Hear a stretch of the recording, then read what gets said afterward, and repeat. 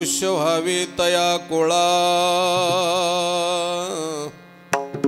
अकल्प आयुष्य व्हावे तया कुळा, माझी या सकळा हरीच्या दासा, कल्पनेची बाधा न हो कोणी काळी, ही संत मंडळी सुखी असो.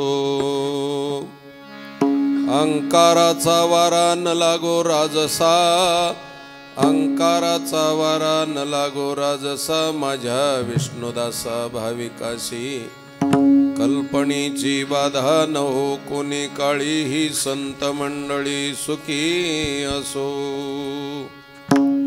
नामा म्हणे तया असावे कल्याण, नामा म्हणे तया असावे कल्याण, ज्या मुखी निधान पांडुरंग, कल्पनेची बाधा न हो कोणी काळी, ही संत मंडळी सुखी असो.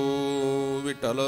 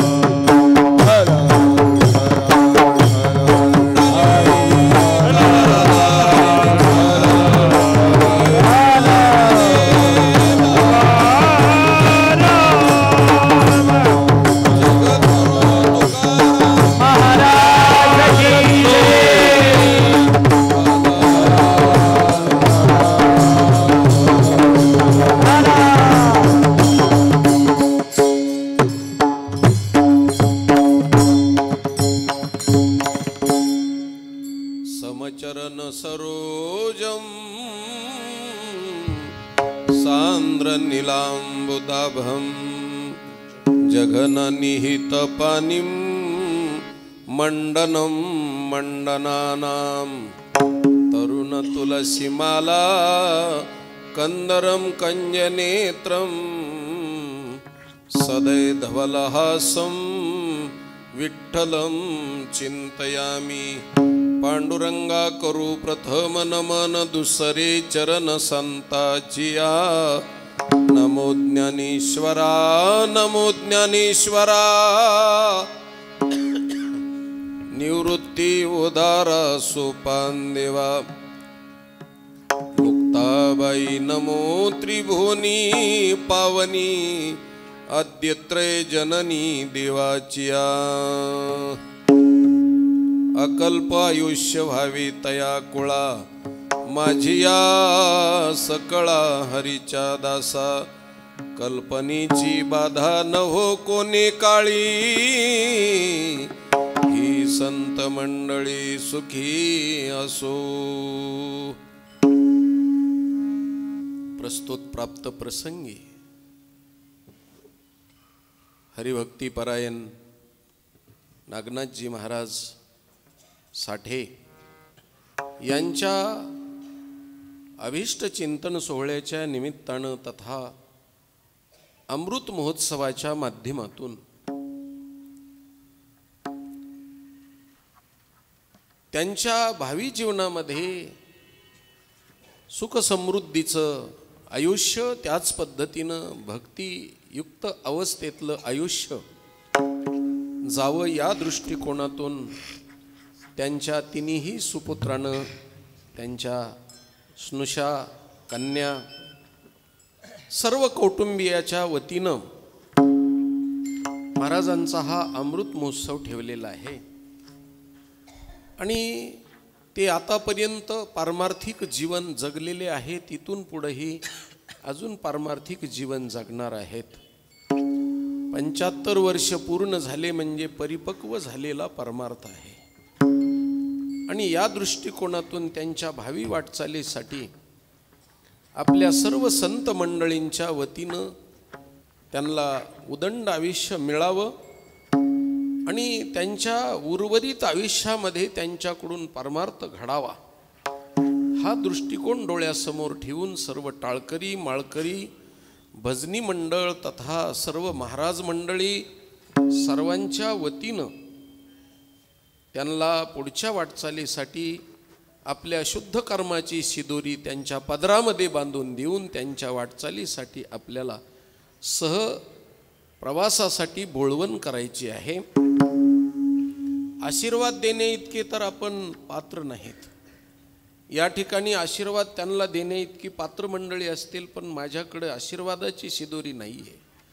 फक्त माझ्या शुद्ध कर्माची शिदोरी त्यांच्या पदरात बांधून देतो आणि ती शुद्ध कर्माची शिदोरी वाटचालीमध्ये ते खातील आणि त्या शुद्ध कर्माच्या माध्यमातून जीवनामध्ये ते परमार्थिक जीवन जगतील हा दृष्टिकोन डोळ्यासमोर ठेवून मी या ठिकाणी त्यांच्यासाठी शिदोरी घेऊन आलेलो आहे।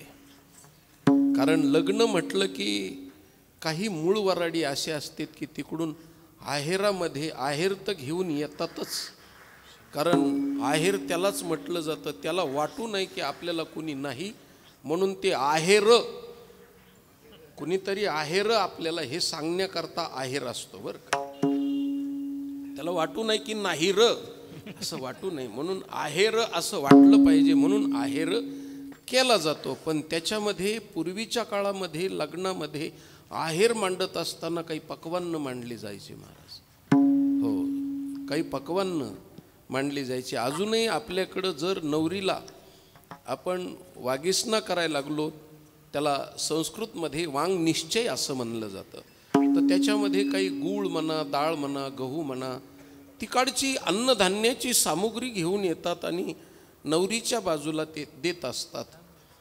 ही सामुग्री म्हणजे काय आहे तर ही शिदोरी आहे महाराज।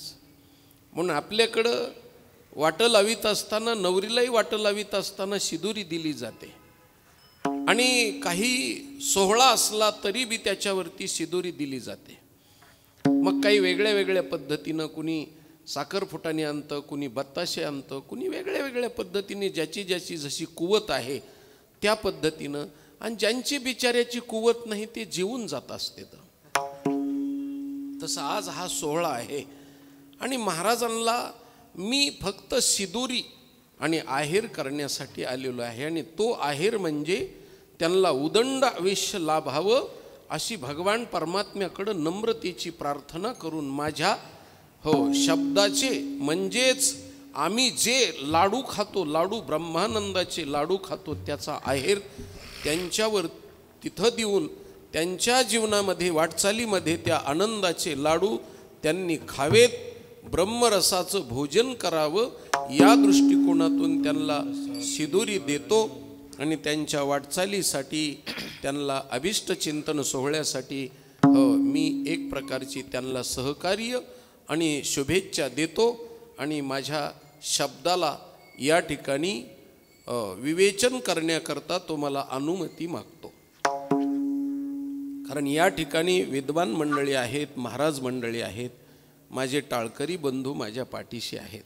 कारण त्यांना भाऊ का म्हणायचं तर त्याचं कारण आहे की ताल स्वराच्या बाबतीमध्ये माझी पाठराखण करणारे ते खरे माझे भाऊ आहेत महाराज। कारण हे कीर्तन म्हणजे रणांगण असतं आणि त्या रणांगणामध्ये कंबर बांधून कळी काळावरती विजय मिळवण्याकरता कीर्तनकार निघालेला असतो, त्यावेळेस त्याच्या पाठीची पाठराखण करणारे टाळकरी गाणार वाजवणार म्हणजे भाऊ असतात।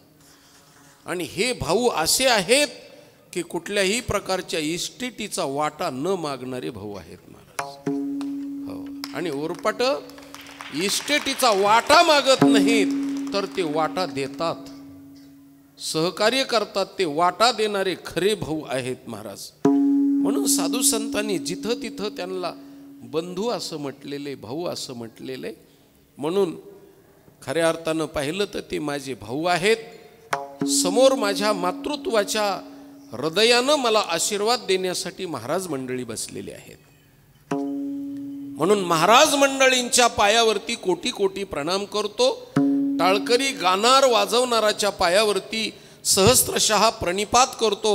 माता भगिनी आणि परमार्थातली ज्येष्ठ श्रेष्ठ वयोवृद्ध तपोवृद्ध ज्ञानवृद्ध असलेल्या मंडळींच्या पायावरती कोटी कोटी प्रणाम करून हो, सर्व गुणवान मंडळीच्या माध्यमातून कीर्तन एकट्याचं नसतं महाराज, सगळ्या जणांना मिळून कीर्तन करायचंय. म्हणून कीर्तन चांग होय अंग हरिरूप. अंग हरिरूप होणं म्हणजे हे शरीर हरिरूप होणं नव्हे, तर कीर्तनाचं अंग म्हणजे टाळकरी आहेत, कीर्तनाचं अंग म्हणजे वाजवणारे आहेत, कीर्तनाचं अंग म्हणजे श्रवण करणारे आहेत, कीर्तनाचं अंग म्हणजे चोपदार आहेत, कीर्तनाचं अंग म्हणजे सेवा करणारे. हे सगळे कीर्तनाचे अंग आहेत महाराज.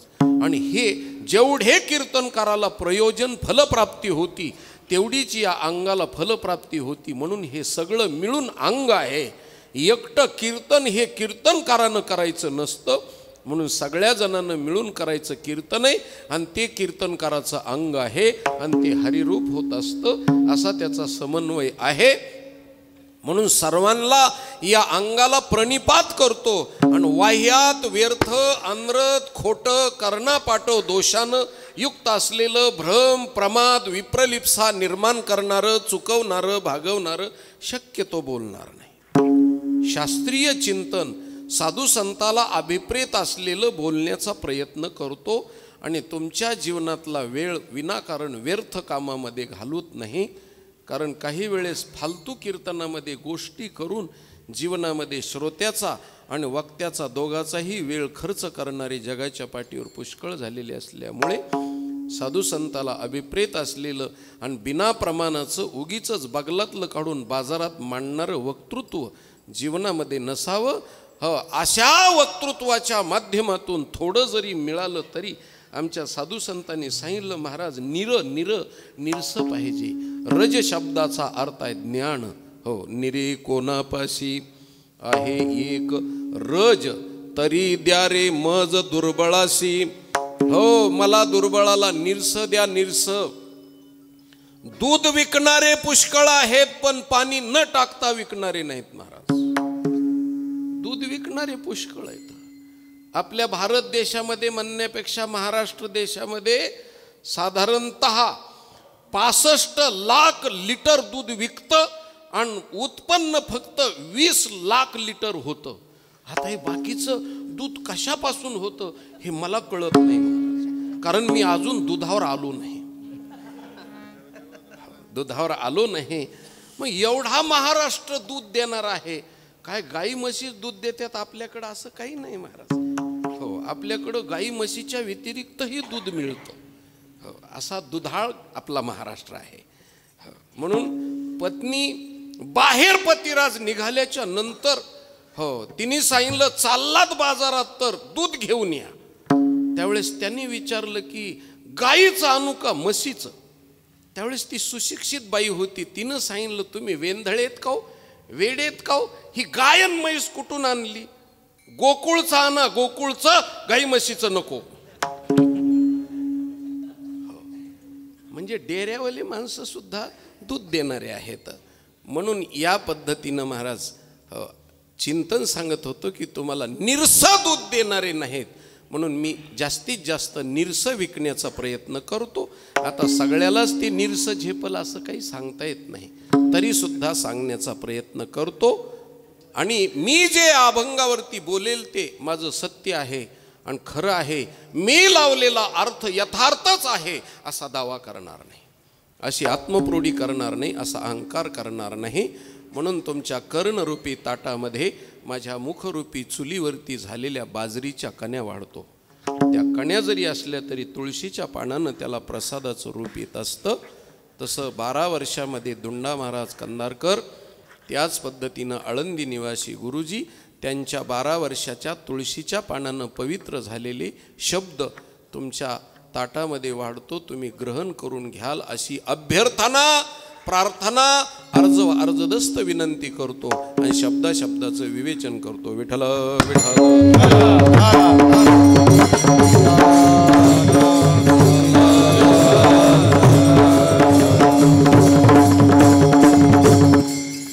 नामदेवरायांनी या अभंगामध्ये आयुष्य मागितलंय कल्पापर्यंत, पण कुणाला मागितलंय महाराज? हरीच्या दासाला. अकल्प आयुष्य व्हावे तया कुळा, माझिया सकळा हरीच्या दासा. आता मला एक शंका छोटीशी निर्माण होते की नामदेवराय जे मागतात ते त्यांच्याच गटाच्या लोकाला मागणी मागतात बरं का. हो, त्यांच्या गटाच्या, कारण आता गटावर बोललं पाहिजे. हो, अशी गटबाजी न करता गटावर बोललं पाहिजे. सध्याचा काळ असा आहे, म्हणून त्यांच्या गटाच्या लोकांचं कल्याण असावं, त्यांना भरपूर कल्पापर्यंत आयुष्य मिळावं, म्हणून नामदेवरायची तळमळ आहे. अकल्प आयुष्य व्हावे तया कुळा, माझिया सकळा हरीच्या. माझे पण म्हटलं की स्वार्थ आहे महाराज तिथे, परमार्थात माझी पण चालत नाही. हो, परमार्थ करायचा असेल तर सर्व सांडोनी माझाई, माझेपणा टाकून द्यावा लागतो, मीपणा टाकून द्यावा लागतो, आणि हो मग परमार्थ करावा लागतो. आता नामदेवराय आपल्याच लोकाच्या हो गटाच्या माणसाला म्हणतात कल्पापर्यंत आयुष्य दे हरीच्या दासाला. आता हरीच्या दासाला जर कल्पापर्यंत आयुष्य दे असं म्हणलं तर खंडोबाच्या दासाचं काय, बिरोबाच्या दासाचं काय, हो देवीच्या दासाचं काय. बरं ह्यांचं काही होऊ द्या, देवीच्या दासाचं काही होऊ द्या, पण श्रीदेवीच्या दासाचं काय. कारण श्रीदेवीचे दास जास्त आहेत ना महाराज. कार्य दास होशी संसाराचा खर असं म्हटलेलं आहे. संसाराचं दास्यत्व करणारे माणसं खड्ड्यात जावेत का, हे संताला शोभा देतं का बोलणं. संताच्या ठिकाणी अपपर भाव असतो का. आमच्याच लोकांचं कल्याण व्हावं आणि दुसऱ्या लोकांचं कल्याण होऊ नये अशी नामदेवरायची मागणी संयुक्तिक वाटते का. आणि संताच्या सभेमध्ये त्याला ISI ट्रेडमार्क मिळू शकतो का. कारण संताच्या सभेमध्ये हे चालत नाही. विठ्ठल विठ्ठल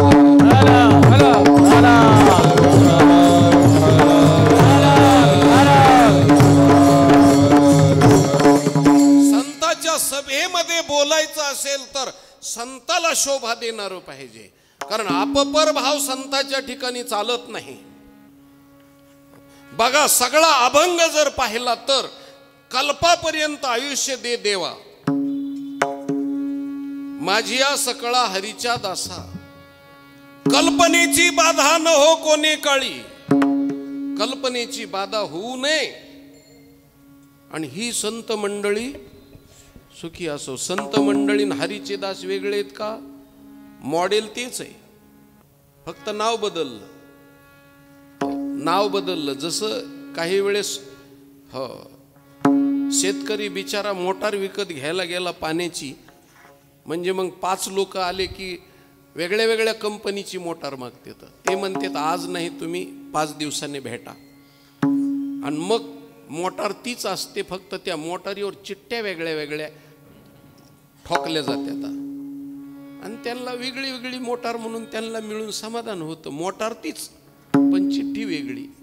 तसं हरीचे दास आणि ही संत मंडळी वेगळे पण आहे का काही. हो, अहंकाराचा वारा न लागो राजसा.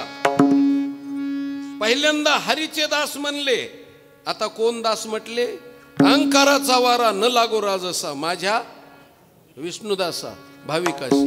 विष्णुदासाला आणि भाविकाला अहंकाराचा वारा लागू नये, म्हणजे त्याचा परमार्थ व्यवस्थिशीर होईल. नामामनी तया असावे कल्याण. हो, ज्या मुखी निधान पांडुरंग, ज्यांच्या तोंडामध्ये निधान असलेला पांडुरंगाचं नामस्मरण आहे त्यांचं कल्याण व्हावं. आणि बाकीच्याची भिवंडी करायची का मग. हो, यांचंच कल्याण व्हावं, यांनाच आयुष्य मिळावं, यांनाच अहंकार येऊ नये, यांनाच समजा म्हणजे कल्पनेची बाधा होऊ नये. एवढं जे नामदेवरायचं बोलणं आहे ती स्वतःच्या लोकांच्या साठीचं बोलणं आहे, आणि हे अपपर भावाचं आहे. आज साठे महाराजांनी इथं कीर्तनाला मला बोलावलं म्हणून साठे महाराजालाच मी आयुष्याची मागणी केली. तर या ठिकाणी आमचे टाळकरी आहेत, या ठिकाणी बाकीची महाराज मंडळी आहेत. मग साठे महाराजालाच आयुष्य दे आणि बाकीच्याला हो आयुष्य देऊ नको, असं हे कीर्तनकाराला शोभा देईल का?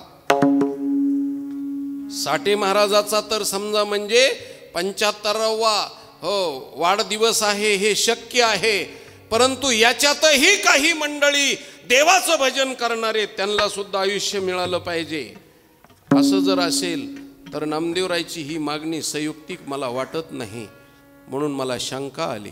विठ्ठल विठ्ठल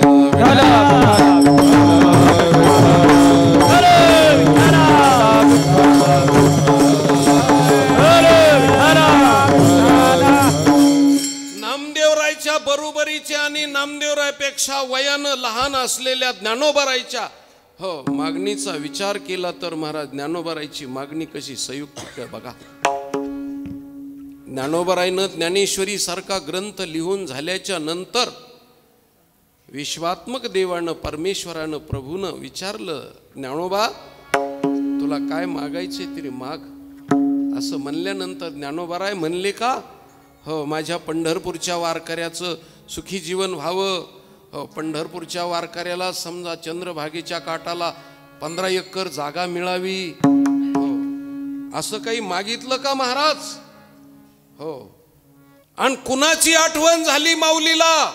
कुणाची आठवण झाली? आपल्या गटाच्या लोकांची नाही महाराज. हो जे खळाची व्यंकटी सांडो तया सत्कर्मी रती वाढो, भोता परस्परे पडो मैत्र जीवाचे. पहिल्यांदा आठवण झाली ती खळाची आठवण झाली महाराज, खळाची. आणि खळ म्हणजे हो माऊलीच्या गटाचा नाही, खळ म्हणजे परमार्थातला विरुद्ध, परमार्थाला पोषक नसलेला खळ. मी आपल्याला चिंतन सांगतो महाराज, दृष्टांत सांगतो.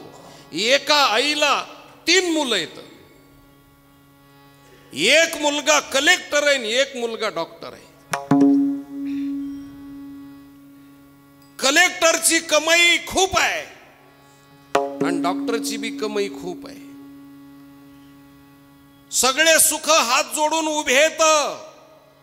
नुसता पैसाच नाही तर पैशाच्या पाठीमाग हो अर्ध्या वचनात ऐकणारी मुलं लागतात महाराज.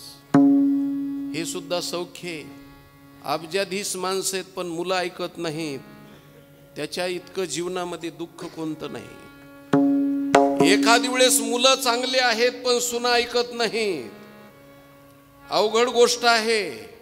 म्हणून भाग्यवान माणूस आहे गरीब का असाना पण सुना अर्ध्या वचनात ऐकणाऱ्या पाहिजेत.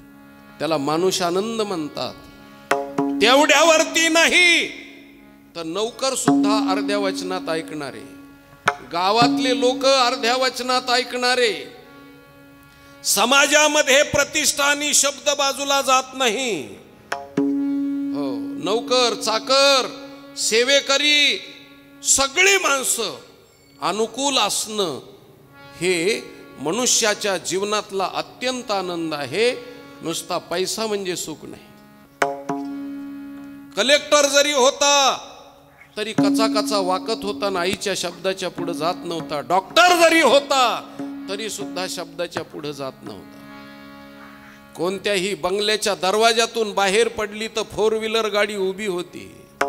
4 दरवाजे घराला पण 4ही बाजूनं 4 व्हीलर गाड्या. प्रतिष्ठा सगळं ऐश्वर्य आणि एवढं असूनही शरीर बळही माणसाला भोगण्याचं लागतं. तेही त्या स्त्रीच्या ठिकाणी होतं, आई साहेबाच्या ठिकाणी होतं. पण त्या अशा वाळून क्रश झाल्या, वाळून गेल्या. त्यावेळेस शेजारणीनं विचारलं, ताई एवढं सुख आहे तुम्हाला आणि तुम्ही अशा वाळून का गेल्या? काय दुःख आहे तुम्हाला? त्यावेळेस त्या बाईनं सांगितलं, बाई तिच्या मांडीवर 5 वर्षाचं एक लेकरू झोपलेलं होतं, पोलिओ झालेलं. टचकन तिच्या डोळ्यात पाणी आलं आणि रडायला लागली. तिनं सांगितलं, मला डॉक्टरची काळजी नाही, मला कलेक्टरची काळजी नाही, पण माझ्या पाठीमागं माझ्या बाळाचं कसं होईल त्याची मला नितांत काळजी वाटली. डॉक्टरची बायको याला विचारणार नाही आणि कलेक्टरची बायको याला विचारणार नाही. मी गेल्याच्या नंतर एवढ्या ऐश्वर्यात जगलेलं माझं बाळ हो घाटावर भीक मागल ग. आता सध्या त्याला काही करता येत नाही, खाता बी येत नाही, मला भरवावं लागतं आणि सकाळी भरलेलं मलाच धुवावं लागतं. कोण करील माझ्या लेकराचं हे? म्हणून अपंग असलेल्या लेकराच्या बाबतीमध्ये आईचं अंतःकरण तुटत असतं महाराज. ऐसी कवळ्याची जाती, ऐसी कवळ्याची जाती, ऐसी कवळ्याची जाती, ऐसी कवळ्याची जाती, करीला भावीन प्रीती, करीला भावीन प्रीती, ऐसी कवळ्याची जाती, ऐसी कवळ्याची जाती, करीला भावीन प्रीती, करीला भावीन प्रीती,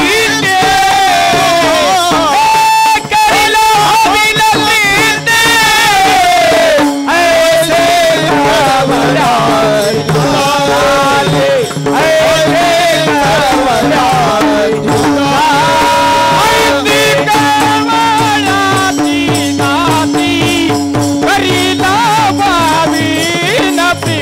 जाती, करीला भावीन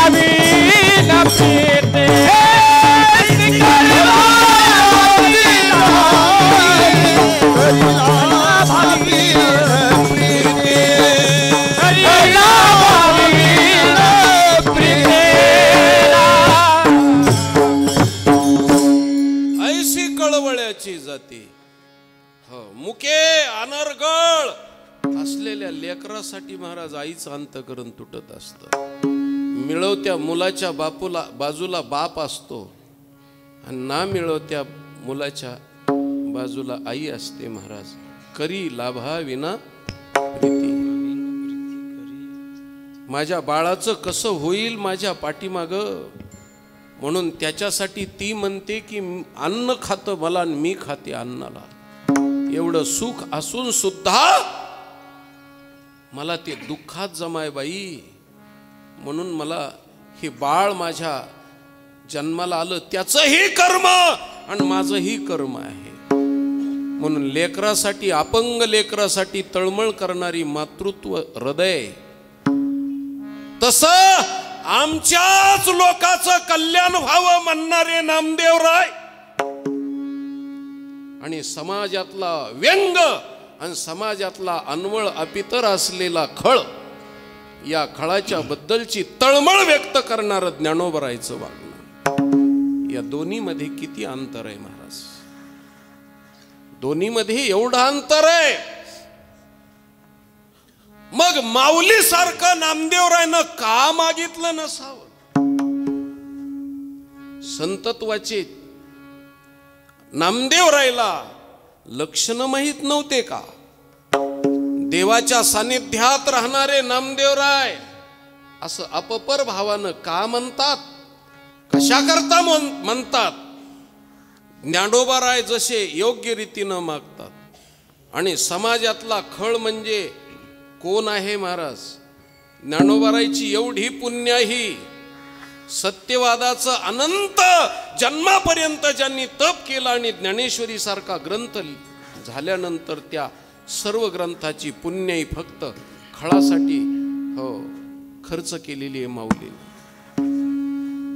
ती आई म्हणते की एवढी सगळी इस्टेट गेली तरी हरकत नाही, पण माझ्या बाळाला पोलिओतून दुरुस्त करणारा कोणी असेल तर माझ्या अंतःकरणाला आनंद आहे.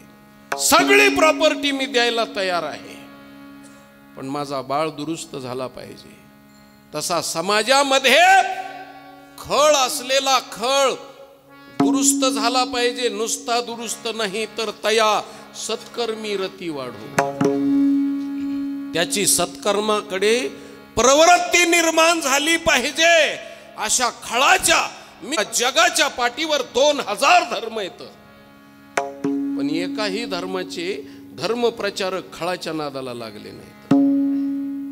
एकाही धर्माचे धर्मप्रचारक खळाच्या नादाला लागले नाहीत. आणि लागले असतील तर खळ नष्ट करण्याकरता लागले असतील. पण खळ दुरुस्त व्हावा याची परंपरा आणि याची साम्यता सांगणारा फक्त वारकरी संप्रदाय आहे महाराज. फक्त वारकरी संप्रदायच हे सांगू शकतो. म्हणून आमच्या जसं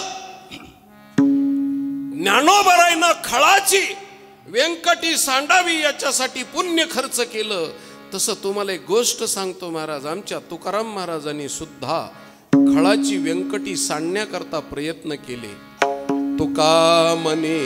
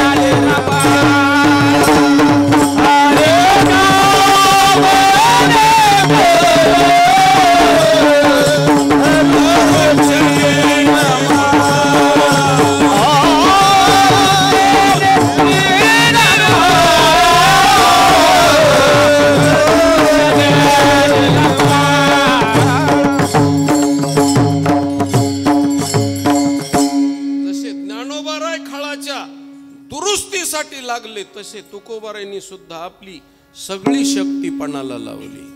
तुका मने खळ करू क्षणेची निर्मळ, चघळी वाहना माघारिया बांडा सुना. हो महाराज, या पद्धतीनं पाठीमाग जसं कुत्र वाहनाचं गळतन चोरून वाहना घेऊन जात, तसं पाठीमाग लोकाची टीका करणारा असतो तो खळ असतो महाराज. हो, खळ म्हणजे नेमका कोणता सांगतो तुम्हाला महाराज. हो, खळ म्हणजे नेमकी समाजातली कोणती गोष्ट आहे. खळ म्हणजे खूप काळा कभिन्न असतो, धिप्पाड धाप्पाड असतो, दिसायला विकृत असतो, असं काही नाही महाराज. खळ म्हणजे गोरा पान सुद्धा असू शकतो.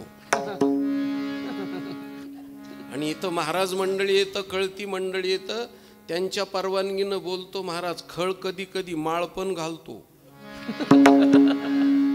हो, आणि शक्यतो घालतोच, कारण ते लायसन असतं त्याचा खळपणा नष्ट होण्यासाठी आणि खळपणा टिकण्यासाठी त्याच्याकडे लायसन असतं.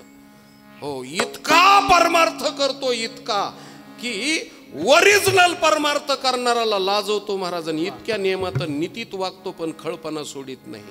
हे खळाचं लक्षण आहे महाराज.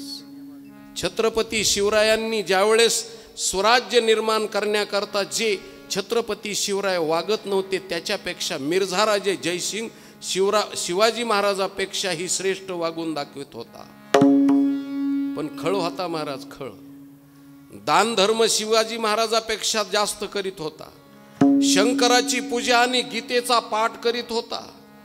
हो, परमार्थिक माणसाला अन्न क्षेत्र घालीत होता. लोकाला वेगळ्या वेगळ्या पद्धतीनं दान धर्म करीत होता. म्हणून शिवाजी महाराजाला पर्याय म्हणून महाराष्ट्रामध्ये शिवाजी महाराजापेक्षा लोक जास्त मिर्झा राजे जयसिंग कडे वळले महाराज. आणि म्हणून शिवाजी महाराजांनी लक्षात घेतलं की आता पाठीमागं सरकलं पाहिजे. म्हणून त्यांनी त्याच्याबरोबर तह करून काही किल्ले त्याला दिले आणि त्याच्याबरोबर तह केला. कारण लोक शिवाजी महाराजापेक्षा मिर्झा राजेचं जास्त नाव घेत होते. त्याचं कारण आहे की तो परमार्थिक दिसत होता. म्हणून समाजामध्ये खळ परमार्थामध्ये येतो, परमार्थाचं पूर्ण बिबोड करून वाटुळ करण्याचं काम करीत असतो. त्याला खळ म्हणतात महाराज. हो, त्याला खळ म्हणतात. आणि त्याचं प्रॅक्टिकल आणि थेरी रूप पाहायचं असेल तर दुष्ट माणूस एखाद्या माणसाला मारू शकतो, 4-2 माणसं दुष्ट माणूस मारू शकतो, पण लाखांनी लोक मेले तरी ज्याचं मन समाधान होत नाही त्याला खळ म्हणतात महाराज. अशा अनंत दुष्टाचा समुदाय जिथं एकत्रित होतो त्याला खळ म्हणतात महाराज. आणि असं प्रॅक्टिकल खळाचं रूप सांगायचं ठरलं तर दुर्योधन होता दुष्ट आणि शकुनी होता खळ महाराज. 18 अक्षोनी लोक मारले महाराज नुसत्या शकुनीनं. इतका खळ कठीण होता महाराज, खळ कठीण होता. आपली कार्यक्रमाची पत्रिका जर समजा भिंतीला चिटकवायची असली तर पाठीमाग काय लावतात तुम्हाला कळावं म्हणून सांगतो महाराज. पत्रिका छापून आपलं भिजून जाईल, पत्रिका निघून जाईल, फाटून जाईल, पण खळ फाटणार नाही. हो अशी खळ, हो बिलकुल तो कधीच दुरुस्त होत नाही महाराज, कधीच दुरुस्त होत नाही.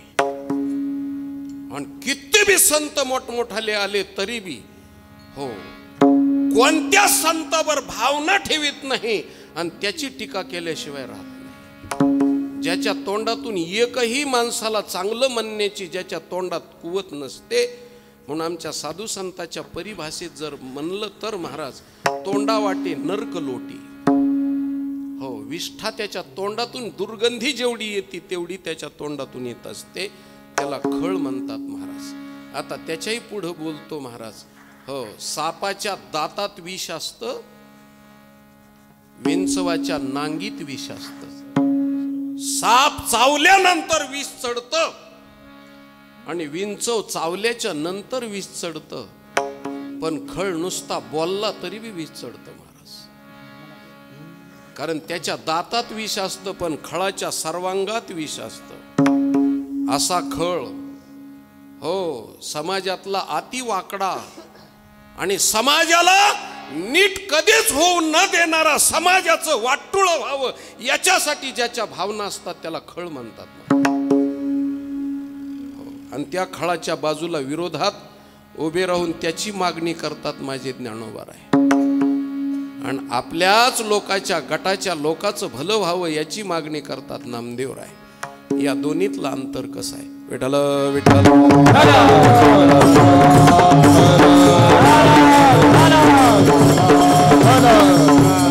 अजून दुसऱ्या बाजूनं तुम्हाला पटवून देतो महाराज, खळ म्हणजे नेमका कोण आहे ते. उखळ माहिती का? उखळ हो, कारण आता उखळ राहिलं नाही महाराज, आता ते मिक्सर मध्ये रूपांतरित झालंय. आता उखळ फक्त हो जे जे पुढे गेलेले त्यांनी आपलं उखळ पांढरं करून घेण्यापुरतेच उखळ राहिलेत महाराज. आपण म्हणतो ना त्यांनी त्याचं उखळ पांढरं करून घेतलं, असेच फक्त उखळ राहिलेत. पण उखळ आणि खळ एका भावकीतले येतं, एका सुतकाची भावकी आहे, एकाच मुंडातले दोघं बी. हो आता तुम्हाला कळण्यासाठी सांगतो, उखळ काय काम करतं बोलत जात जा. तुमच्या घरवाले आल्यात का काय? कारण तुम्ही काहीच बोलत नाहीत. मला वाटतं त्यांना तुम्ही घाबरता का काय कोणास ठाऊक. कारण घरी गेल्यावर हो त्यांनी चांगलं झापलं तर कीर्तनात लय टळटाळा बोलत होतात म्हणून बिचारी गप्प आहेत बरं का. असं मोकळ्या मनानं बोला, घाबरू नका. तसं मी आहे ना तुम्हाला. जर तुम्हाला तिनं हानमार सुरू केलीच तर मी आहे ना, भिवू नको, मी तुझ्या पाठीशी आहे, घाबरायचं काही कारण नाही. तिनं हानमार सुरू केलीच तर मी पळून जाऊ शकतो, घाबरू नका. तसं तुम्ही असं मोकळ्या मनानं बोलायचं, संवादानं बोलायचं महाराज, संवादानं. हो उखळ काय काम करतं? कुटायचं काम करतं. साहेबांनी बरोबर सांगितलं, कुटायचं काम करतं. आता सांगतो राजा, हो उखळ जसं कुटायचं काम करतं तसं खळ सुद्धा लोकाच्या कुटाळक्या कुटायचं काम करतं. लोकाच्या कुटाळक्या कुटायचं काम करतो. आणि असा खळ कुठं असतो तर चव्हाट्यावर असतो महाराष्ट्र. सकाळी दिवस उगवायच्या अगोदर हो स्नान करता न करता कपडे घालीतच येऊन चव्हाट्यावर बसतो. हो पडत्या पावसात बी चव्हाट्यावरच, ऊन असलं उन्हाळ्याचं तरी चव्हाट्यावरच, आणि थंडी असली तरी बी चव्हाट्यावरच. तयापाशी पांडवा हरपला घेऊ सावा. म्हणून आता निवडणूक जवळ आलेली, मंदिराला कशाला देणग्या मागू नका, पण चव्हाट्याला मागा. कारण चव्हाट्यावर बसणारा खळ गावाची स्वच्छता करतो महाराज. कारण नगरपालिकेचा नौकर तरी फावड्यानं मुतारी उपसतो, फावड्यानं, पण हा खळ महाराज मुतारी उपसतो, पण जिभेनच उपसतो महाराज, जिभेनं. हो, जिभेनं उपसायचं काम करतो. म्हणून गावाला निर्मळ करणारा, स्वच्छ करणारा खरा ग्रामविकास अधिकारीच आहे महाराज तो. म्हणून त्याच्यासाठी मागणी मागावी, त्याला त्या चव्हाट्याची व्यवस्था करून द्यावी महाराज. हो, म्हणून खळ चव्हाट्यावर, व्यापारी वट्यावर आणि शेतकरी कोट्यावर लागतो महाराज. हो, शेतकरी कोट्यावर लागतो, गावात नाही. हो, म्हणजे शेतात लागतो तो बांधलेलं, म्हणजे त्याला शेतकाम सांगत असतं. व्यापारी वट्यावर लागतो आणि खळ चव्हाट्यावर लागतो. हो, आणि त्या खळाला सगळ्या ताज्या खबरां, ताज्या बातम्या माहिती असतात. कोणत्या भिंतीच्या जवळ कोणती कुत्री वेलीन, तिला किती पिलं झाले, याचा ताजा रिपोर्ट त्याच्याकडे. अर्धा तासाचा तरी शिळा झाला, अर्ध्या तासाचा शिळा झाला महाराज. इतक्या ताज्या बातम्या, ताज्या खबरा. पुण्याचा संध्यानंद, नुसता फेक्यानंद असतो तो असा. असा खळ आहे महाराज, खळ. हो, त्या खळाची खूप खळखळ करीत बसत नाही मी तुम्हाला. हो, जाता जाता एकच खळाचा दृष्टांत सांगतो. दोन्हीकडूनही वाद लावतो आणि दोन्हीकडे मी त्याच्यातला नाही म्हणत असतो, त्याला खळ म्हणतात. दोन्हीलाही पटवून देतो. हो, एके दिवशी एक खळ घरातून बाहेर निघाला आणि त्याचा मूडच नव्हता, चेहरा पडलेला होता. आणि मूड नसल्यामुळं रस्त्यानं चालल्याबरोबर दुकानदारानं विचारलं, कस काय, जरा बरं नाही काय, तब्येत बरी नाही काय? नाही, जरा म्हणला डोकं धरल्यासारखं झालंय, मळमळच होतंय. कसं काय की असं का? या ना सुपारी खायला. खळाची संगती उपयोगाशी नाही आणि आपणा अपाय त्यांच्या संगीत, त्याची संगत सुद्धा धरू नाही महाराज. या ना सुपारी खायला म्हणल्याबरोबर आला आणि दुकानात बसेपर्यंत दुकानदारानं स्वतःचाच आडकिता, स्वतःची सुपारी आणि कर कर कातरून देत असताना तितक्यात त्यांनी चिकीचा गुळ होता ते उचलला आणि खांबाला लावला. असा लावल्याबरोबर तिथं माशी आली गुळ खायला.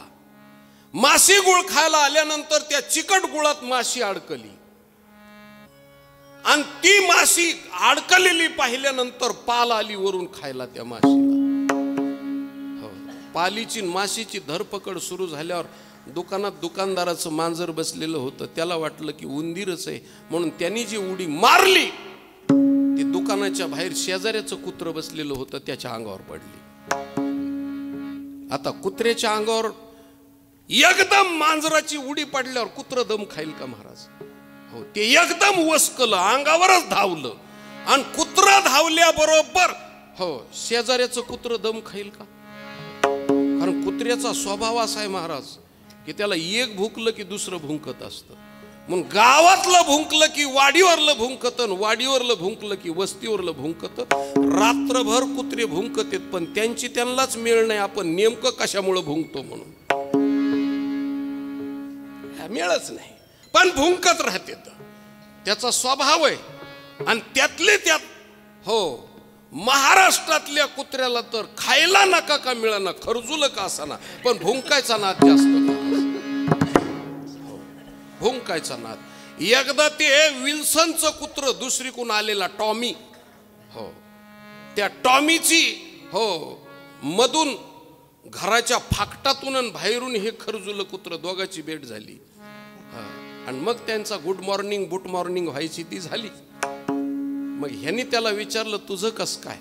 त्यांनी सांगितलं गाड्या मला 4 व्हीलर गाडीत फिरायला आहे, सगळं आयतं खायला आहे, दूध आहे, सगळं काही मी खाऊन गलेलट्ट झालो पण भुंकायलाच मिळत नाही, त्याच्यामुळं अंगालाच काही लागत नाही माझ्या. तुझं कस काय?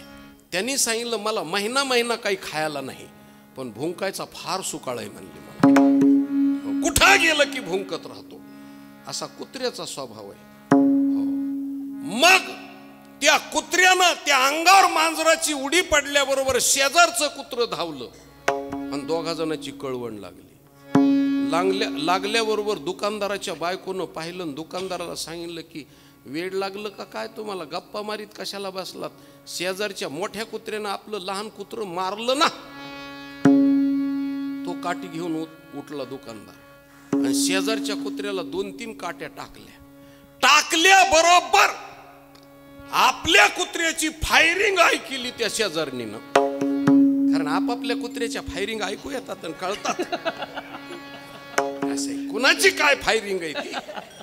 आणि ती फायरिंग ऐकली. शेजारीन म्हणली नवऱ्याला, उगीच शेजाऱ्यानं आपलं कुत्र मारलं काय फराळ करीत बसलात. त्यांनी तिकडून काठी घेतली. हे 2 कुत्रे निघून गेले आणि त्या दोघा जणांचीच ठोकापिटी लागली आणि दोघाचे डोके फुटले आणि रक्तबंबाळ झाले. त्यावेळेस हे दुकानातून बाहेर निघाले. लोकांनी विचारलं आता कसं वाटतंय?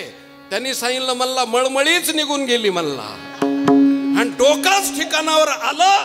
हो, पुढीलाच्या घाते निवतील जयाची चित्ते, असा जो पापी असतो त्याला खळ म्हणतात. नको नको देवा खळाची संगती, रसत्या पंगती संगनाये, रसत्या पंगती नाही कोठे. देवा खळाची संगती, रसत्या पंगती कथानवे, रसत्या पंगती कथानवे. नको नको देवा खळाची संगती,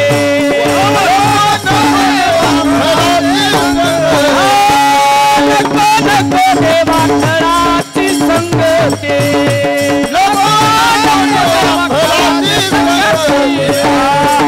नको देवा खळाची संगती, रसत्या पंगती कथानवे, रसत्या पंगती नाही कथे.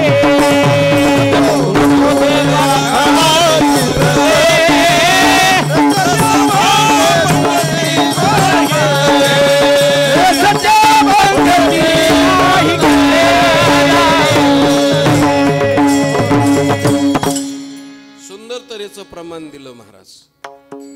आता एवढं मी महाराजांनी प्रमाण दिलं त्या प्रमाणाचं एवढं मोठं विश्लेषण करीत नाही.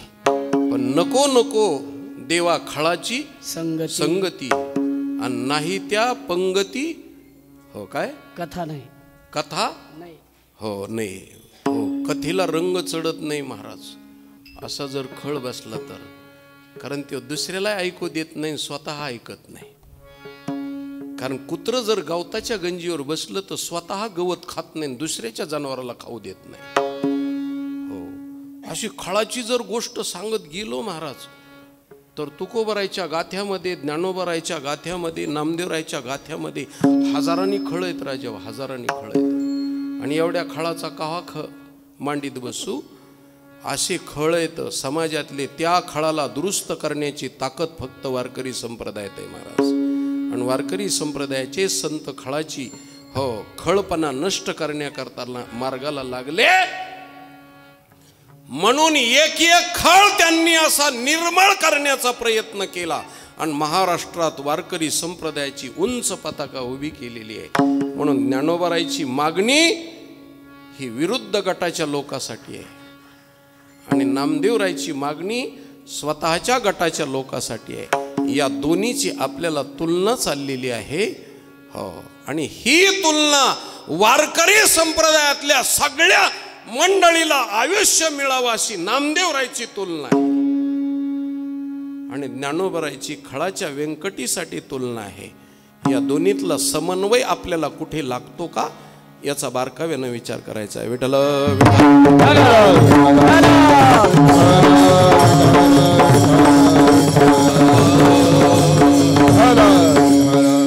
आता त्याचं बारकाव्याचं चिंतन सांगतो महाराज. बारकाव्याचं चिंतन सांगतो. खूप सुंदर तऱ्हेचं चिंतन आहे, दोन्हीचा समन्वय. आता मी तुम्हाला विसंगती सांगितली, पण एवढी विसंगती असली तरी तुझा दोन्हीचा समन्वय आहे महाराज. आता समन्वय कसा आहे ते तुम्हाला प्रतिपादन करतो. महाराज, घरामध्ये एखादा मालक असतो आणि त्या मालकानं शेतात काही काम करायचं नाही, फक्त मालकी करायची. आणि शेतात काम करणाऱ्या माणसाने शेतात काम करायचं. पण घरातली आई प्रमुख असलेली, वडील प्रमुख असलेले, त्यांचं लक्ष असतं त्यागी जीवन जगणाऱ्या मालकाचं. कारण ज्यांनी हे घर पुढे नेलेलं आहे.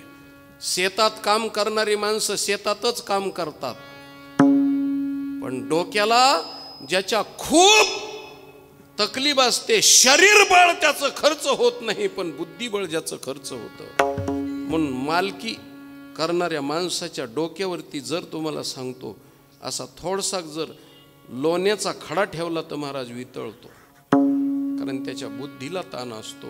सगळ्या जणाला समान घरातल्या लोकाला लेखायचं, सगळ्या जणाला सारख्या पद्धतीनं वागवायचं आणि घर मोठं करायचं असतं. म्हणून त्याला स्वतःच्या बायकोसाठी सुंदर साडी आणता येत नाही, स्वतःच्या मुलासाठी कपडे आणि स्वतःच्या मुलासाठी खाऊ आणता येत नाही. त्यागानं त्याला जीवन जगावं लागतं. मग त्याच्या भवितव्याची काळजी एखादी माता घेत असते. म्हणून बाकीच्या मुलांना म्हणायचं नाही की आमच्या आईचं लक्ष, आम्ही रात्रंदिवस कष्ट करणारे आहोत, आमच्याकडं नाही. आणि मालकाकडं कष्ट करणाऱ्या न करणाऱ्या आणि 4 व्हीलर गाडीमध्ये फिरणाऱ्या मालकाकडं तिचं लक्ष आहे, असं म्हणणं संयुक्तिक नाही. आता नामदेवरायची मागणी आणि ज्ञानोबारायची मागणी, ज्ञानोबारायची मागणी ही नामदेवरायच्या मागणीच्या अंतर्गत आहे महाराज. कशी? तर समाजाचं भलं करणारे संत आहेत,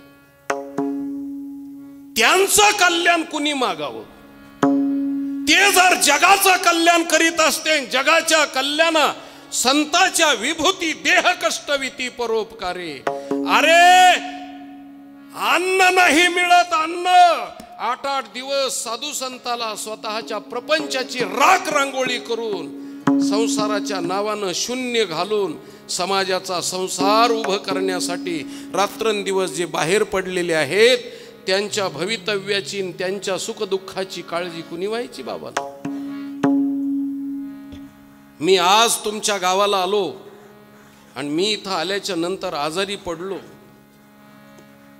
तर मला डॉक्टरकडे नेऊन औषध पाणी, माझ्या पोटाची जाण्या येण्याची व्यवस्था तुम्ही लावायची का आंबेजोगाईच्या लोकांनी लावायची? कुणी लावायची?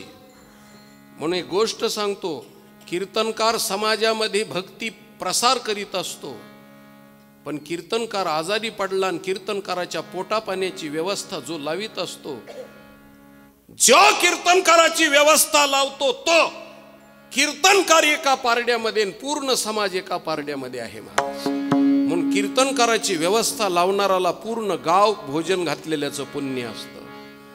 का? तर तो 10चा पोशिंदा आहे महाराज.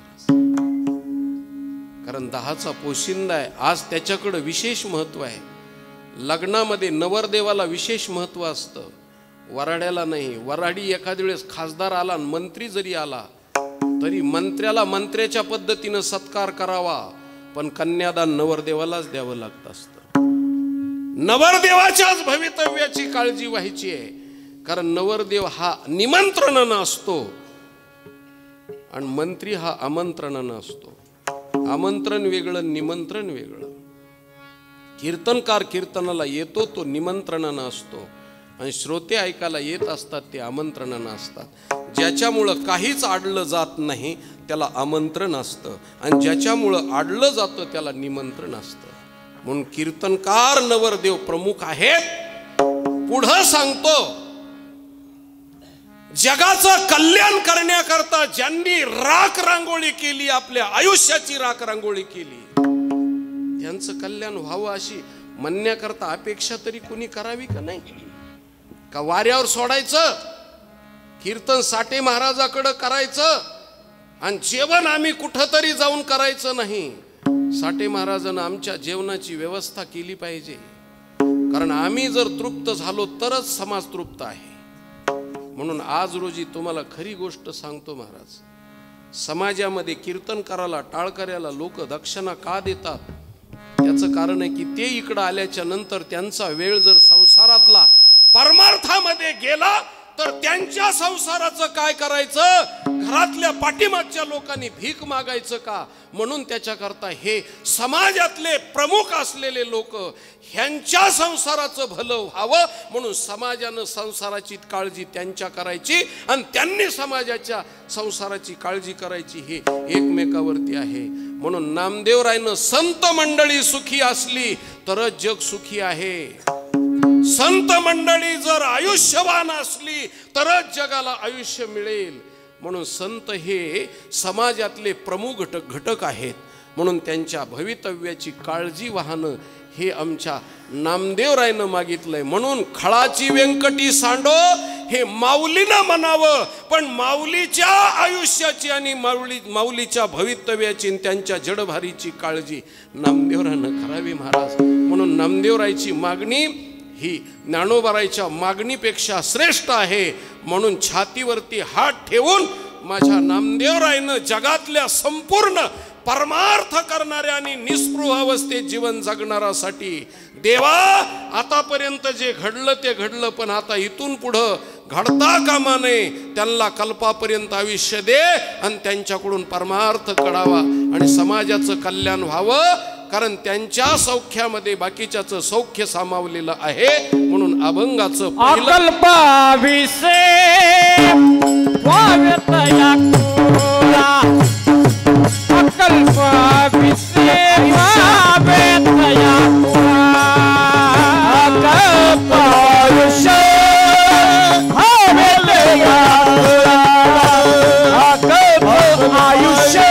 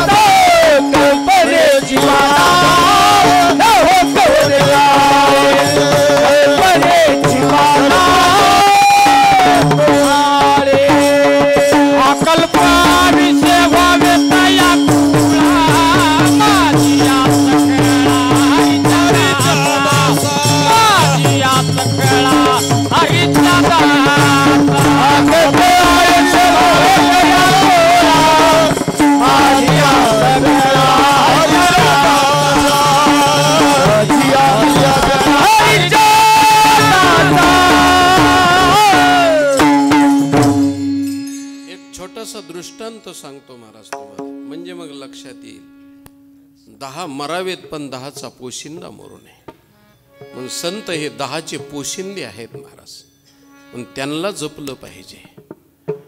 हो, त्यांना जपलं पाहिजे. ही नामदेवरायची व्यवस्था आहे. पन्हाळगडाला वेडा दिला सिद्धी जोहारनं आणि एकावर एक 24 येडे. कारण अफजल खान मेलेला होता, शाहिस्ते खानाची बोटं छाटलेली होती आणि शिवाजी महाराज हे अत्यंत लढवई आणि गनिमी कावा करणारे म्हणून सिद्धी जोहार डोळ्यात तेल घालून जपत होता आणि किल्ल्याला 24 येडे एकावर एक टाकलेले होते आणि शिवाजी महाराज निघून जावेत याच्यासाठी एक रस्ता ठेवलेला होता आणि तो रस्ता असा खंदक होता. खंदक किल्ल्याच्या एका बाजूला पश्चिम बाजूला 100 फूट रुंदीचा खंदक आणि 200 फूट लांबीचा असा खंदक होता. आणि त्या खंदकामध्ये हो, बाजूला मगरी आणि सुसरी होत्या आणि इकडून इकडून होत्या आणि मध्ये तेवढा हो 20-25 फुटाच्या उंचीचा तो खंदक लाल खैराच्या इंगळानं भरलेला होता, विस्तवानं. कारण त्याच्यामध्ये लाकडं टाकायचं काम करून रात्रंदिवस असा धगधगता अग्नी ठेवलेला होता.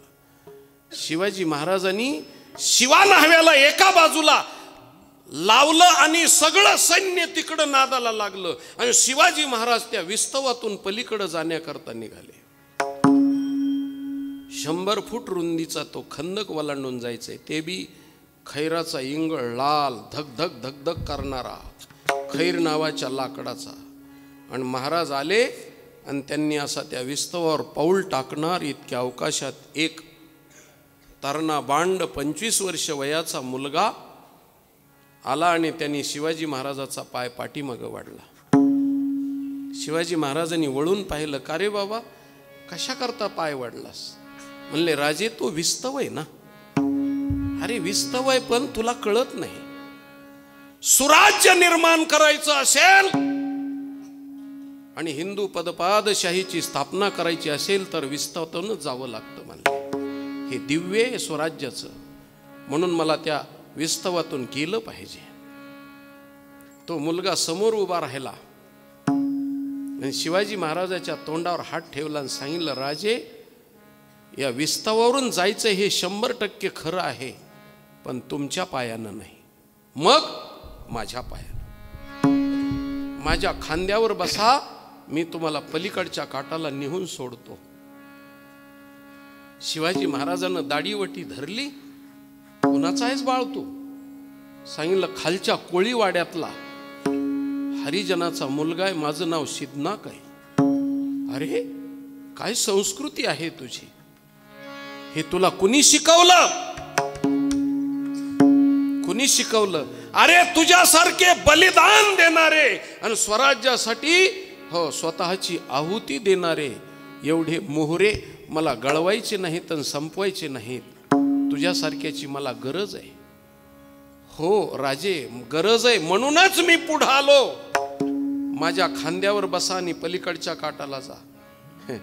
शिवाजी महाराजांनी सांगितलं, तुला विस्तव वाटत नाही का? मला मोठेपणानं सांगतोस तो विस्तव आहे, तुला विस्तव वाटत नाही का? राजे, मला बी विस्तव आहे, तुम्हाला बी विस्तव आहे, पण माझ्यासारखे हजारानं सिद्धनाक महाराष्ट्राला मिळतील, पण तुमच्यासारखा राजा महाराष्ट्राला पुन्हा मिळणार नाही, पुन्हा मिळणार नाही. माझ्यासारखे हजारानं सिद्धनाक मेले तरी हरकत नाही, पण माझा राजा जगला पाहिजे. आणि जर शिवाजी महाराज जगले तरच हिंदू पदपादशाही स्थापन होईल. माझं बलिदान कामाला आलं पाहिजे राजे. माझ्या जगण्यानं जे होणार नाही ते माझ्या मरण्यानं होणार आहे. म्हणून आता योग्य वेळ आलेली आहे मला मरण्याची, आणि माझ्या मरण्यावरती तुमचं जगणं आहे. मी मेलो तरी हरकत नाही, पण तुम्ही जगला पाहिजेत. आणि पुढे इतिहास विचारीन की शिवाजी महाराजासाठी बलिदान करणारा पठ्या त्यावेळेस नव्हता का? राजे, तुम्ही जर गेलात तर महाराष्ट्र पोरका होईल. तुम्ही एकटे नाहीत तर अख्खा महाराष्ट्र म्हणजे शिवाजी महाराज आहेत. सिद्धनाक म्हणजे महाराष्ट्र नाहीये. म्हणून त्याच्याकरता राजे मला हे कळतंय, म्हणून तुम्ही माझ्या खांद्यावर बसा. पलीकडच्या काठाला नेऊन पवस्त करतो. राजे 10 मरावेत, पण 10चा पोशिंदा मरू नये. तुम्ही 10चे पोशिंदे आहात, खांद्यावर बसा. शिवाजी महाराजांनी सांगितलं, नाही, मी तुझ्यासारख्याला गमावण्याचा प्रयत्न करीत नाही. आणि शिवाजी महाराज विस्तवाकडे निघाले. महाराज विस्तवाकडे निघाल्याबरोबर पाठीमागं सरकला आणि पाठीमागं गेल्यासारखं केलं आणि पळत आला आणि शिवाजी महाराजाच्या 2 पायामध्ये डोकं घातलं. आणि हनुमंतरायानं जसं रामचंद्र प्रभूला उचलावं तसं उचललं आणि दोन्ही पाय हातानं घट्ट धरले आणि धडा धडा धडा धडा 100 फुटाच्या त्या खंदकातून विस्तवाच्या अग्नीतून, जळत्या अग्नीतून सिद्धनाक पलीकडच्या काठाला गेला आणि शिवाजी महाराजाला पलीकडच्या काठाला त्यांनी नेऊन पोहोचत केलं. आणि शिवाजी महाराज रडत होते आणि सिद्धनाक हसत होता. महाराज सिद्धनाक जळत होता, सांगितलं राजे वेळ नाही, आता वेळ नाही, आता विशाळगडाकडे पळण्याचा प्रयत्न करा, पाठीवरती शत्रू आहे, पळा पळा, धावा, घोड्यावरती बसा, माझा विचार करू नका, माझा विचार करू नका. आणि शिवाजी महाराजाला नमस्कार घातला आणि मोठ्यानं हसत हसत माझं बलिदान स्वराज्यासाठी कामाला आलं आणि माझा राजा मी जगवला, 10 मरावेत पण 10चा पोशिंदा मरू नये. आणि खाली पडला सिद्धनाग आणि त्या अग्नीमध्ये जळून खाक झाला महाराज, खाक झाला. शिवाजी महाराजांनी फरमान लिहिलं, त्याच टाइमला लिहिलं फरमान की सिद्धनागाच्या समाधीसाठी 250 एकर दिवाबत्तीसाठी जमीन दान करा. आणि जमीन दान केली आणि शिवाजी महाराजानं त्या सिद्धनागाला मुजरा घातला. महाराज मुजरा घातला आणि शिवाजी महाराज पुढं निघून गेले आणि सिद्धनाग त्या ठिकाणी समाधीस्थ झाला. त्याची राख झाली राख, पण त्याच्या जीवनामध्ये तो हसत होता आणि शिवाजी महाराज त्यांच्यासाठी रडत होते. आणि त्याच्या समाधीवर अक्षरं कोरली गेली. आज बी गेलात तर तुम्ही विशाळगडाच्या पायथ्याला पहा, समाधीवर लिहिलेलं आहे 10 मरावेत पण 10चा पोशिंदा मरू नये. तसं संत हे 10चे पोशिंदे, म्हणून संत जगले पाहिजेत. संत जर जगले तरच महाराष्ट्र जगेल. म्हणून महाराष्ट्रामध्ये खरी गोष्ट सांगतो, महाराष्ट्रामध्ये अतिरेकी का जन्माला आले नाही, त्याचं कारण आहे की महाराष्ट्र हा संताचा महाराष्ट्र आहे. महाराज कीर्तनकाराचा महाराष्ट्र आहे, म्हणून कीर्तनकारानं महाराष्ट्र शहाणा केलेला आहे, संस्कृती बनवलेली आहे. म्हणून कीर्तनकाराचा महाराष्ट्र असल्यामुळे महाराष्ट्रामध्ये अतिरेकी जन्माला आले नाहीत. आणि कुणी स्वार्थासाठी जगत नाही, दुसऱ्यासाठी जे जीवन जगतात ती माणसं महाराष्ट्राच्या मातीत जन्माला येतात. म्हणून 10 मरावेत पण 10चा पोशिंदा मरू नये. तसं संत हे 10चे पोशिंदे असल्यामुळं माझ्या नामदेवरायांनी, ज्ञानेश्वर महाराज अजून जर 100 वर्ष जगले असते तर महाराष्ट्राचं वाटोळं झालं असतं का? अजून जर जगले असते तर वाटोळं झालं असतं का? वयाच्या 16व्या वर्षी देवा तू त्यांना काळ पाठवलास, काळ पाठवलास आणि 2-2 बोट दाखवली. हो, मुक्ताबाईनं 2, सोपान काकानं 2 आणि निवृत्तीनाथानं 2-2 बोट दाखवले. म्हणून 6 वर्षाचं आयुष्य वाढलं. पण त्या कळी काळाला सांगितलं 2 बोट म्हणजे चंद्र सूर्य, तोपर्यंत माझ्या ज्ञानोबाची कीर्ती कायम राहिली पाहिजे. म्हणून त्यांच्या कर्तृत्वाला मागण्याकरता नामदेवराय आणि निवृत्तीनाथानं सांगितलं हो की त्यांचं शरीर गेलं तरी हरकत नाही, पण विचार जाता कामा नये. चंद्र सूर्य तोपर्यंत ते उत्तमची बुरे कीर्ती मागे, उत्तमची बुरे कीर्ती मागे, उत्तमची बुरे कीर्ती मागे, उत्तमची बुरे कीर्ती मागे.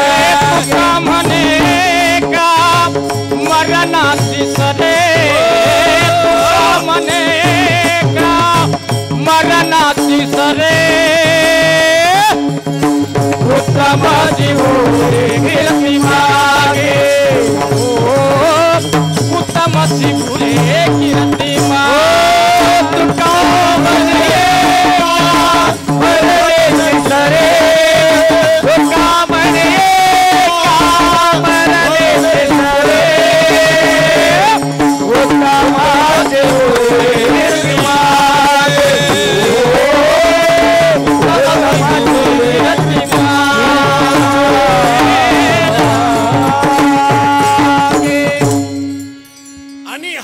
प्रसंग कुठे घडला? महाराज ज्ञानेश्वर महाराजाला समाधी दिली कार्तिक वद्य त्रयोदशीला.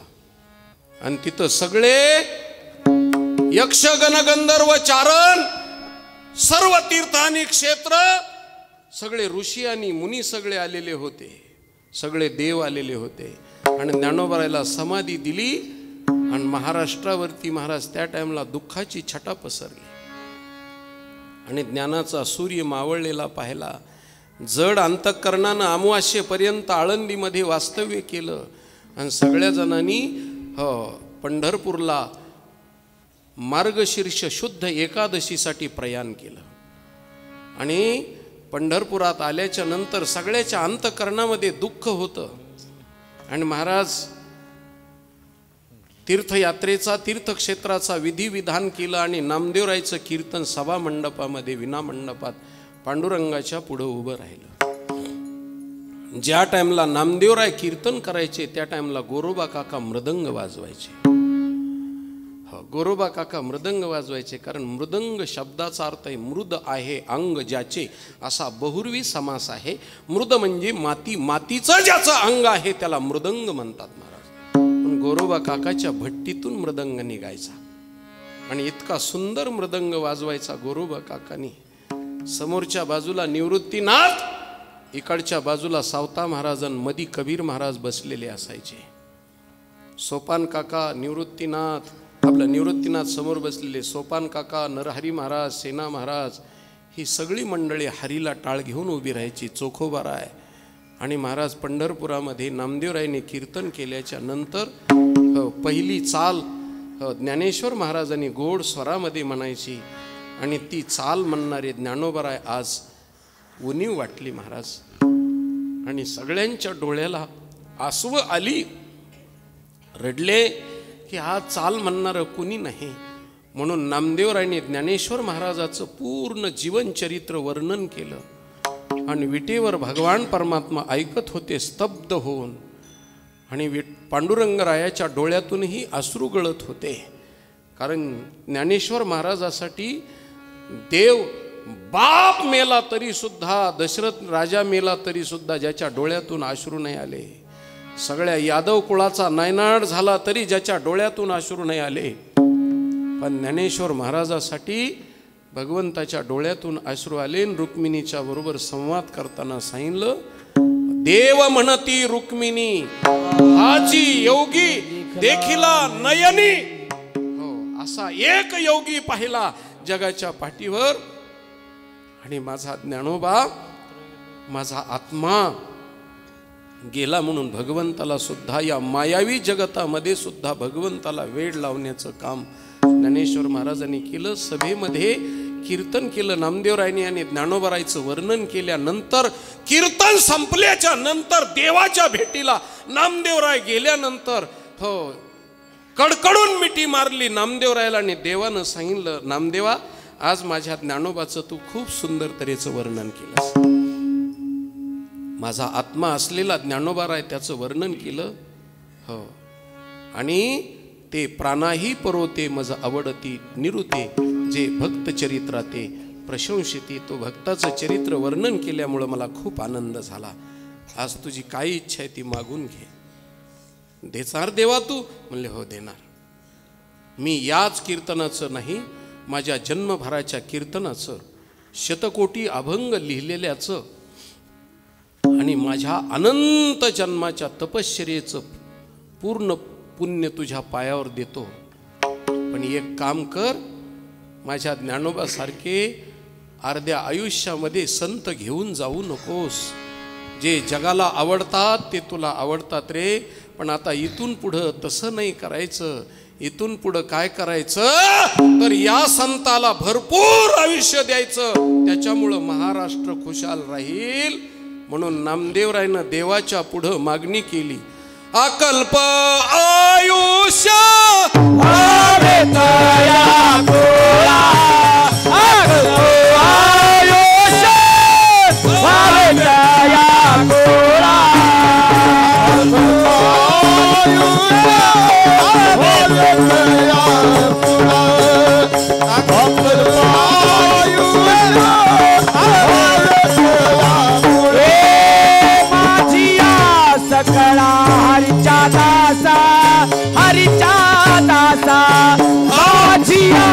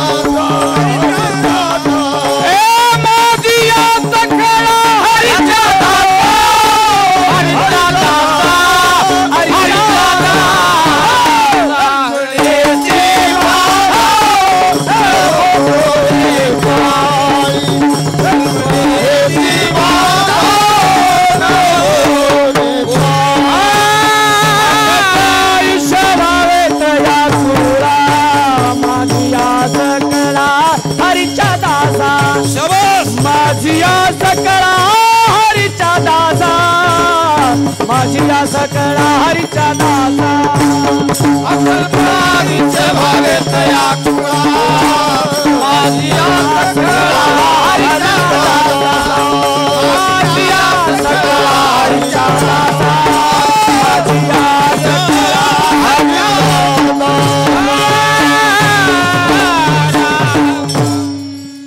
नामदेवरायनं मागणी देवाच्या पुढे केली आणि हे भांडणारे होते संत महाराज.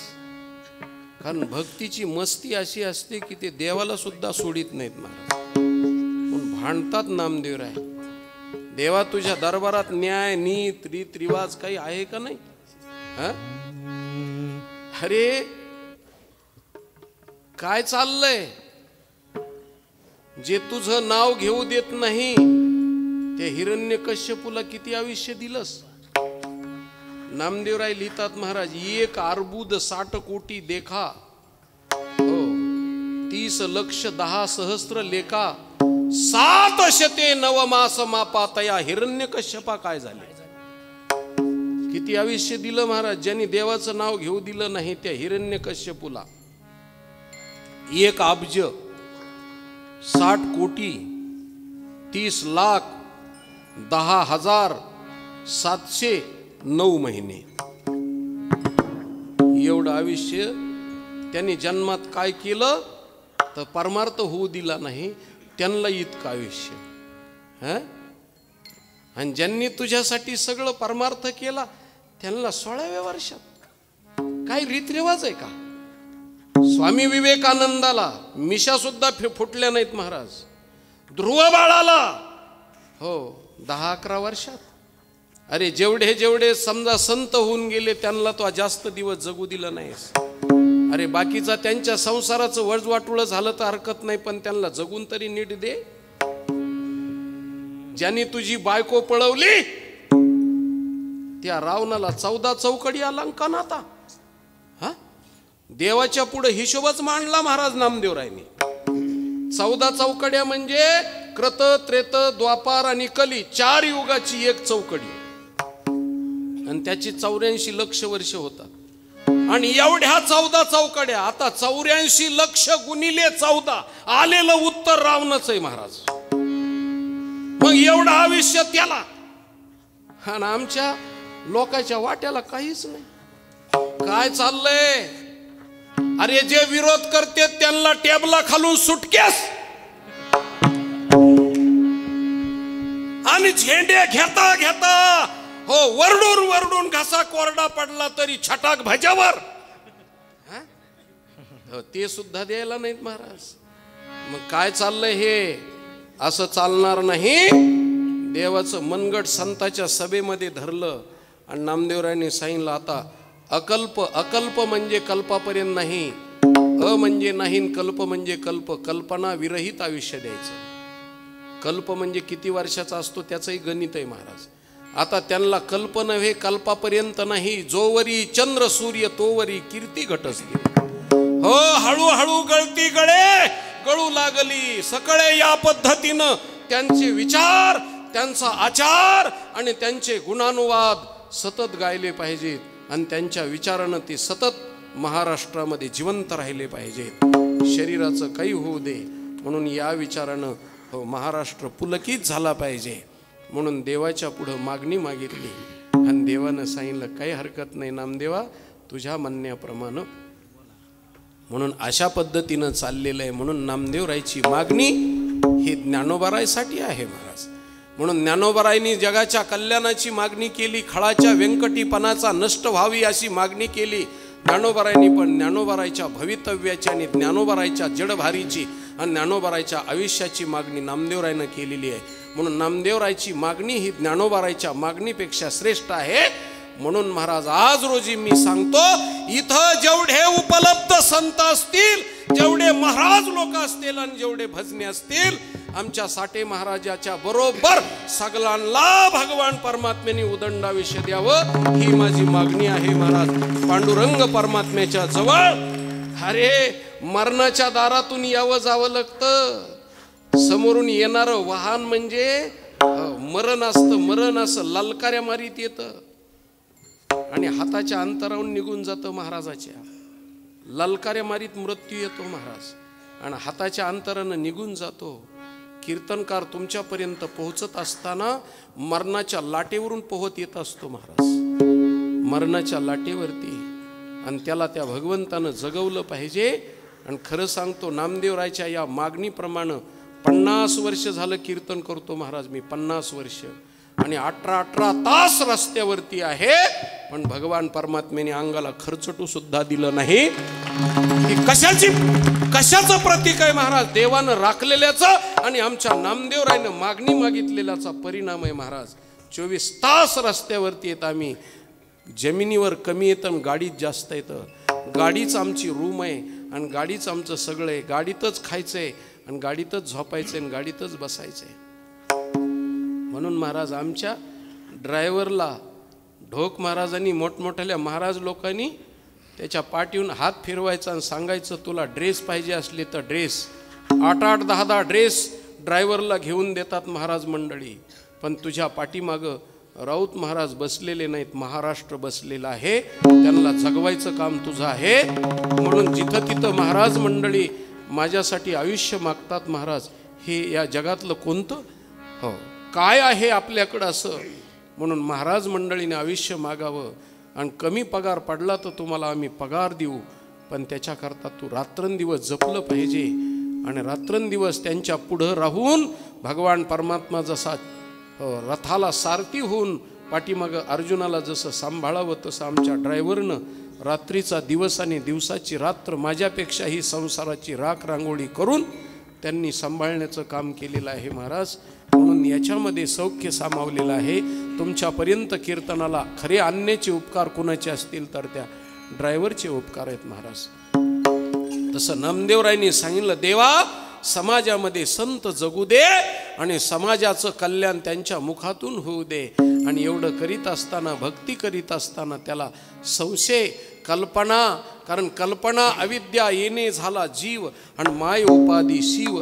बोली जेती ही कल्पना माणसाचं वजवाटुळ करते आणि ती प्रमाणगत आणि प्रमेयगत 2 प्रकारच्या कल्पना आहेत. आणि या कल्पनेनं रामायण घडवलेलं आहे. रामाच्या जीवनाचं वजवाटुळ करण्याचं काम कल्पनेनं केलेलं आहे. ती कल्पना कैकेयीच्या हृदयामध्ये मंथरेकून आली आणि त्या कल्पनेनं पूर्ण रामायण घडवलं. ती कल्पना माझ्या भगवान परमात्म्याची सेवा करणाऱ्या भक्ताच्या हृदयात ती हाडळे हाडळ. म्हणून त्या कल्पनेची बाधा म्हणजे हाडळीची असते.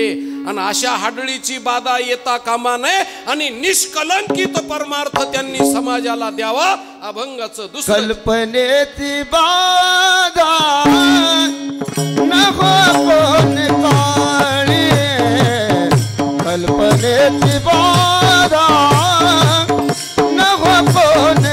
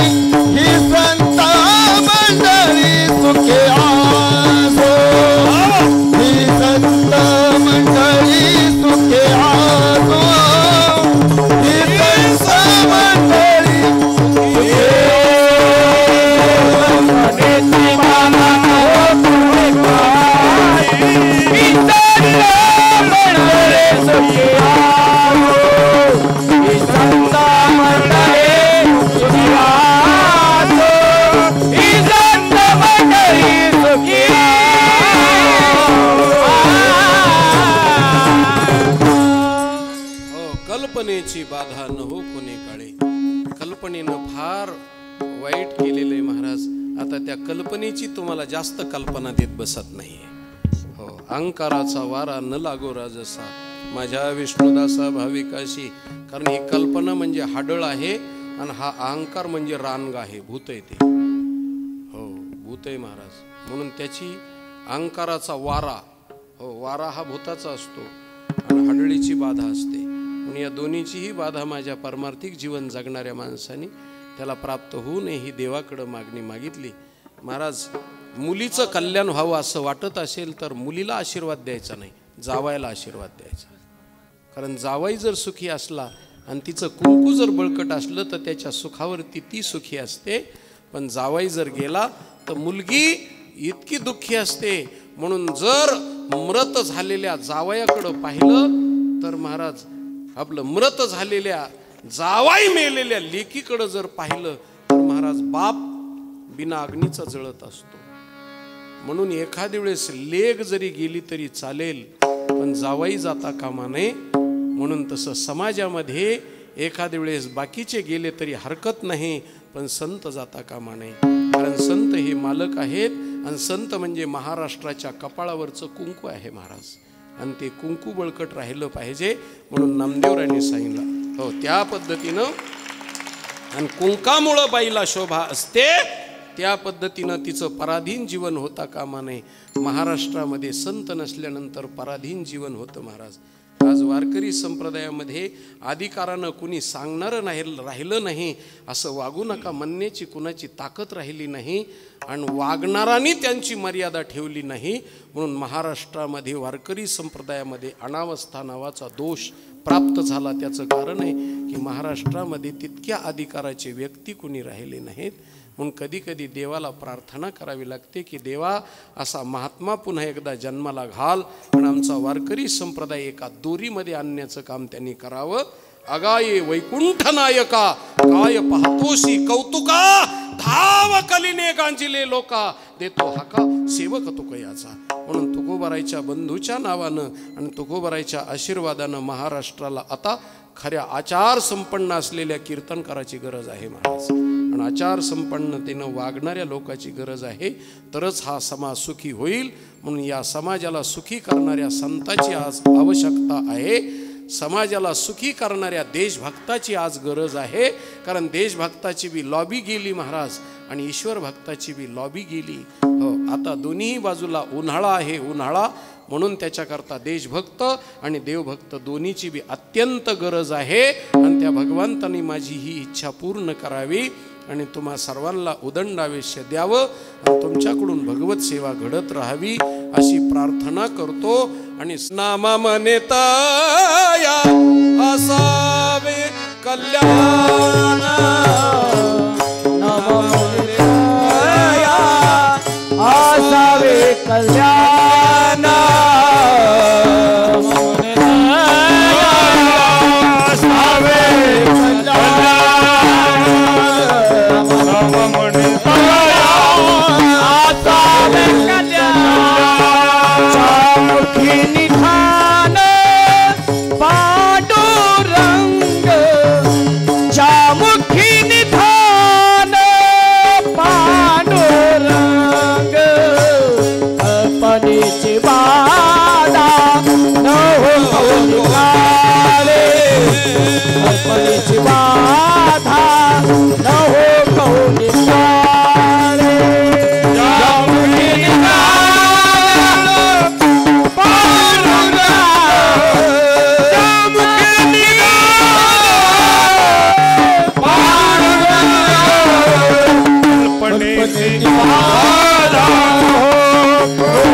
Bye.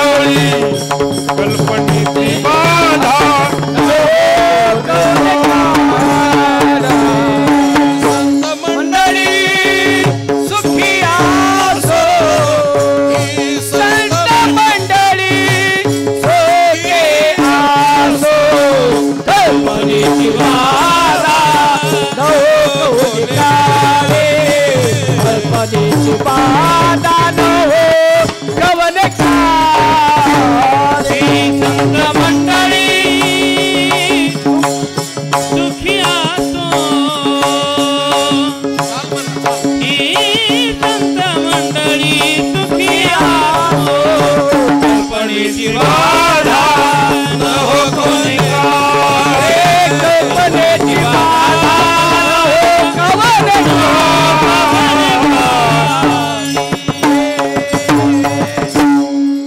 झालेल्या या सेवेचं पूर्णपणे पुण्य मी भगवंताला समर्पित करतो आणि माझ्या महाराष्ट्रातल्या संताला देवानं सुखी ठेवावं अशी मागणी करतो.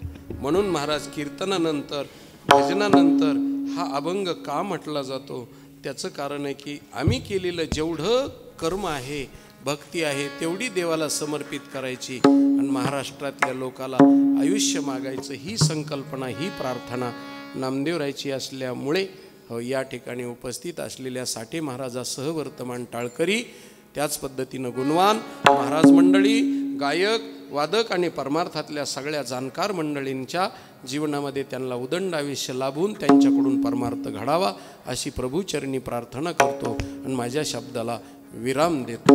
विठोबा पांडुरंगा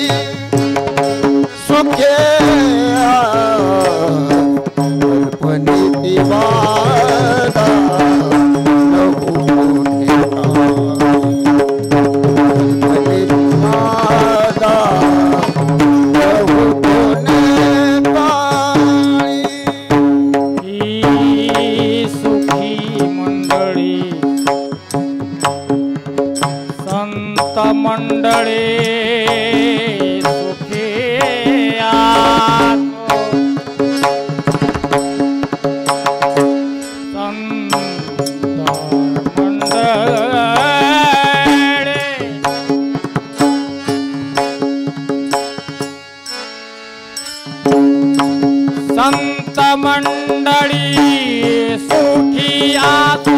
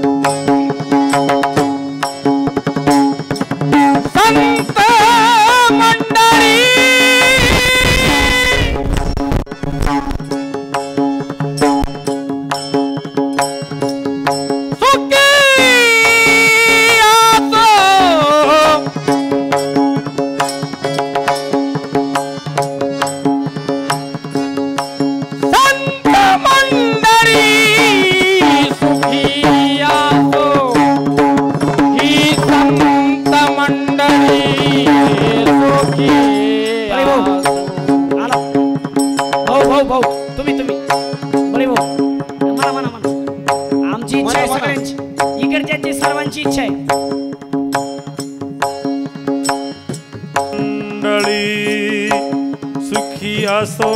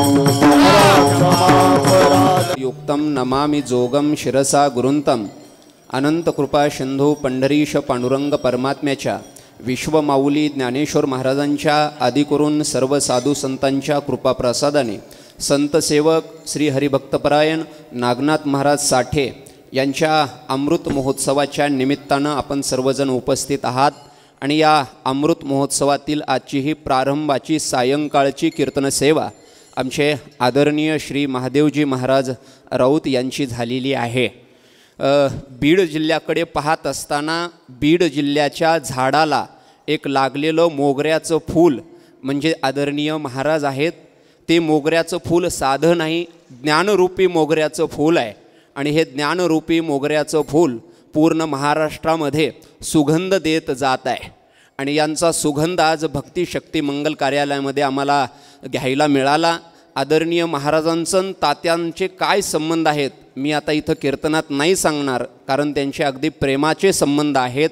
तसं पाहायला गेलं तर वारकरी संप्रदायात आपण म्हणत असतो आदिनाथ गुरु सकळ सिद्धांचा, याचा अर्थ आपल्या परंपरेत भगवान शंकराला मुख्य पीठाधीश आपण म्हणत असतो।